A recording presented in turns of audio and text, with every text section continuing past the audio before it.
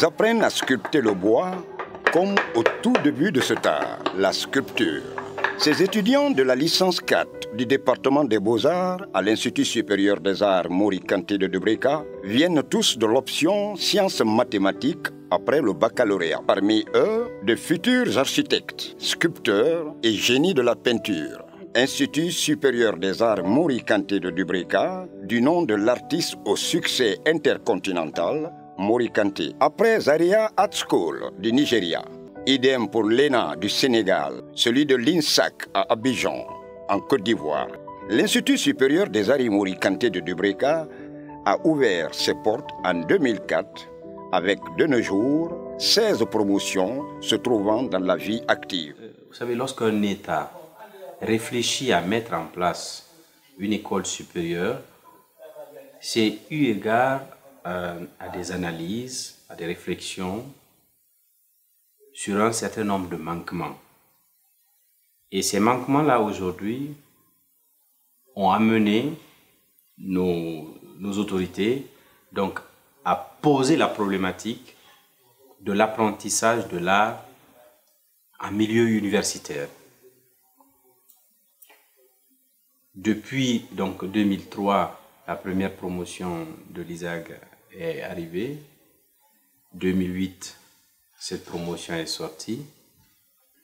Et aujourd'hui, ce qu'on remarque, d'abord dans le milieu médiatique, il y a beaucoup de techniciens, beaucoup qui sont dans le milieu de la présentation, qui ont pris une place très importante.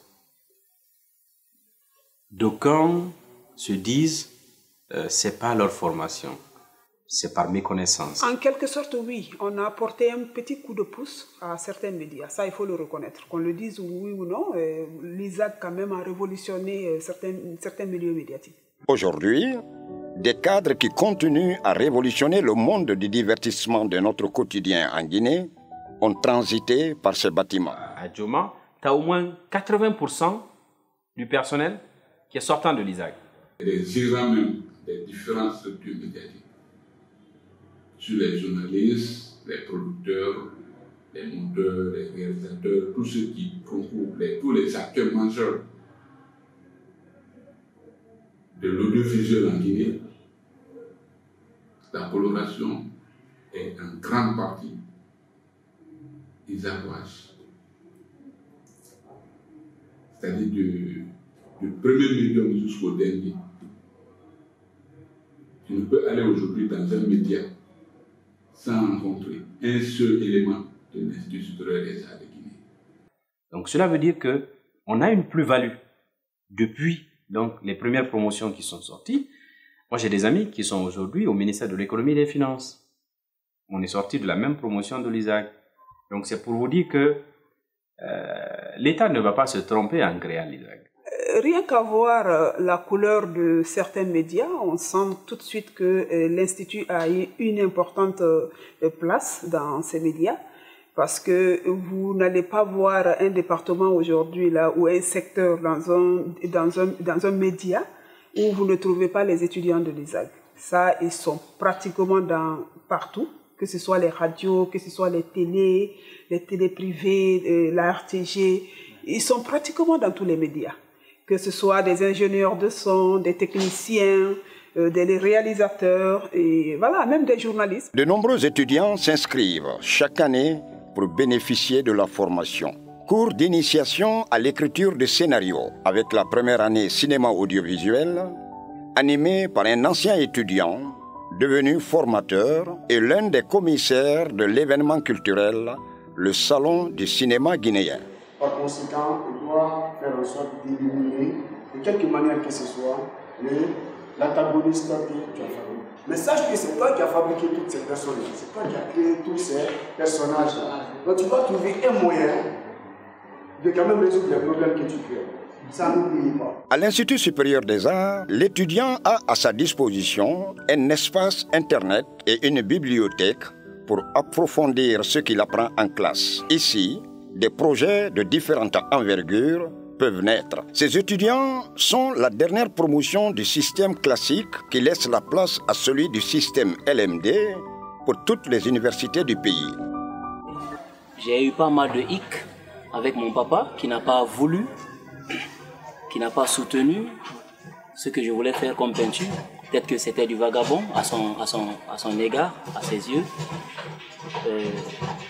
J'ai pas prêté attention à ça, je suis venu quand même.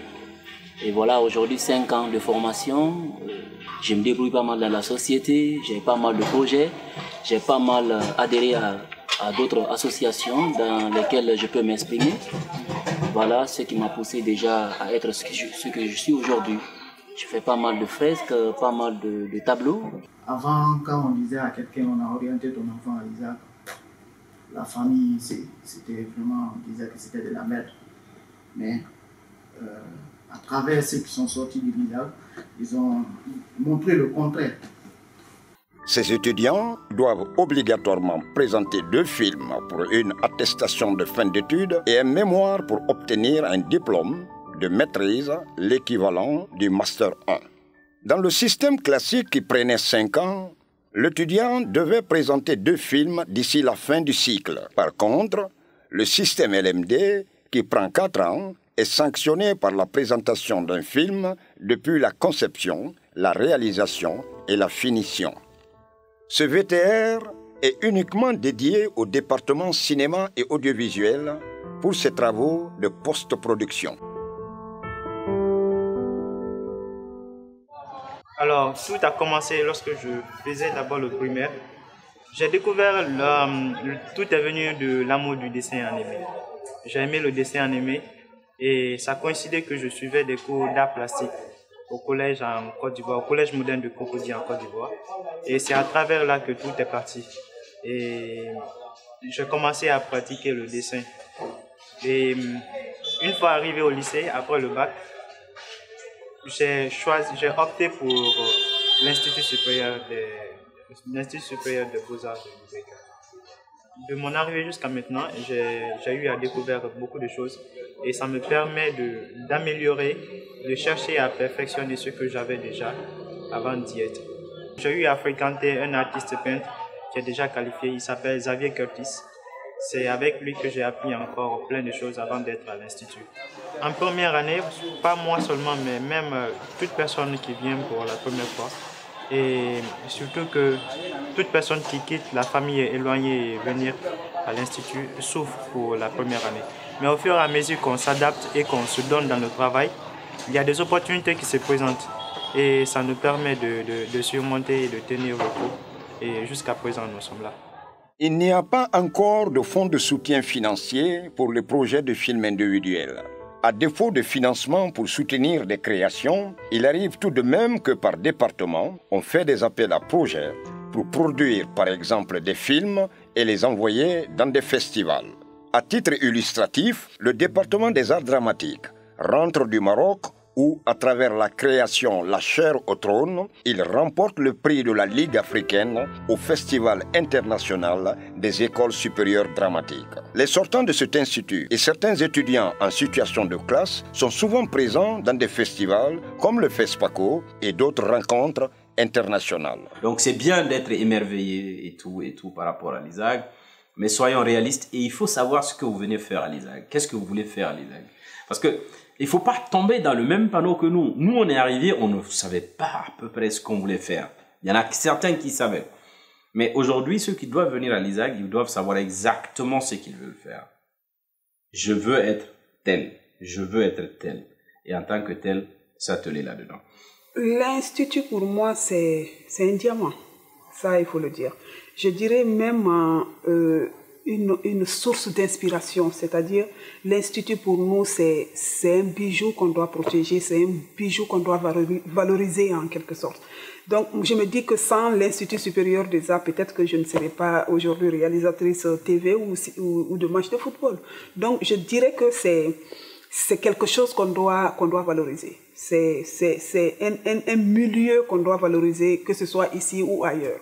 de toutes les façons, ça a formé voilà, des grandes personnalités telles que, comme on appelle Souleymane Moutata, Souleymane Diallo, je veux dire, qui fait des grands documentaires aujourd'hui, là, qui fait beaucoup de concours au niveau international. Donc voilà, il y a quand même des réalisateurs, il y a quand même des étudiants qui arrivent aujourd'hui à s'en sortir. Et voilà. Dans les différents médias du pays, publics et privés, on constate une forte présence des sortants de l'Institut des Arts, notamment ceux du département cinéma et audiovisuel. En attendant un fonds spécifiquement pour le cinéma, pour soutenir la production, la plupart des sortants se dirigent vers les télévisions et radios de la place. Le cinéma étant une question d'argent, il faut espérer, dans un avenir proche, que la problématique de la production cinématographique en Guinée soit corrigée par une réelle volonté politique afin de permettre aux étudiants sortant de l'Institut des Arts d'animer et de perpétuer notre cinéma national, très promoteur à sa naissance. Moi, je dirais qu'il ne suffit pas seulement de créer une institution d'enseignement supérieur dans le domaine des arts, mais il faut aussi l'accompagnement. Tu sais, aujourd'hui, il y a beaucoup qui sortent mais qui se perdent. Ils ne savent pas où aller. L'insertion, comme on appelle ça, professionnelle de certains étudiants aujourd'hui tarde. Ça fait qu'il y a beaucoup qui se retrouvent dans la rue et ne savent plus quoi faire. Et on a vu récemment que l'État a essayé au moins de prendre certains étudiants pour les envoyer dans les départements du ministère de la Culture, au niveau des départements des directions de la culture, et ainsi de suite. C'est bien, mais il faut encore faire plus, parce qu'il y a beaucoup d'étudiants aujourd'hui qui finissent l'université, mais qui ne savent vraiment pas quoi faire. Et aujourd'hui, nous voyons que l'État n'est pas encore prêt à mettre de l'argent dans le domaine du cinéma. Ça tarde. Il n'y a pas que le cinéma, ça, dans beaucoup de secteurs en fait. Donc l'État doit venir en aide. Il faudrait que les gens comprennent que, c'est-à-dire, nous, on fait notre part de boulot, c'est-à-dire étudier, mais il doit y avoir un accompagnement. Et sans accompagnement, moi je dirais que c'est pas peine perdue, mais ça va beaucoup jouer sur l'avenir de beaucoup d'étudiants en fait. Et aujourd'hui, il y a l'ONACIG qui est en train de fournir beaucoup d'efforts dans le domaine du cinéma, qui est en train de négocier avec certaines institutions, avec l'État même, pour que les gens puissent mettre un fonds de développement au niveau du cinéma guinéen. Et il n'y a pas que ça, il y a beaucoup d'autres départements. Donc voilà, dans certains secteurs, il y en a qui s'en sortent bien, mais dans d'autres secteurs, les gens, franchement, ils ne savent vraiment pas où aller après l'Institut.